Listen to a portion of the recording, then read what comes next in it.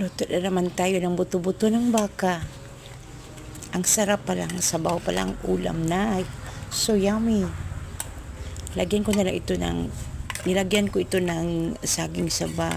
Ganyan ba talaga kayo magluto ng buto-butong baka, guys? Yung iba naman mais, yung nilagay. Ang sa akin naman, yung saging saba, para matamis ang sabaw. Tapos nilagyan ko na lang ito ng pichay. May luyan na yan, luya, tsaka yung sibuyas. Kanya lang kung anong meron dito, sahog. Yun na lang ang sinahog ko.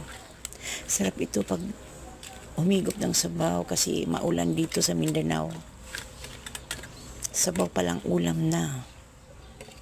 Nyam, nyam, nyam, nyam, nyam, nyam, nyam, nyam.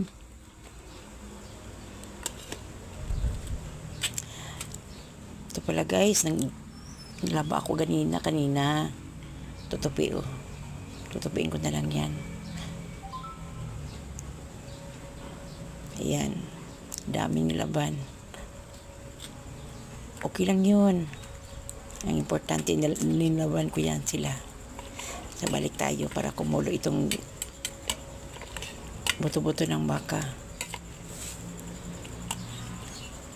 Hindi na yan makunat. Kanina ko pa yan nilaga yung buto-buto ng baka. Luto na yan. Okay, thank you for watching, guys. Bye. Please subscribe my channel. I love you guys. Thank you for watching. Bye.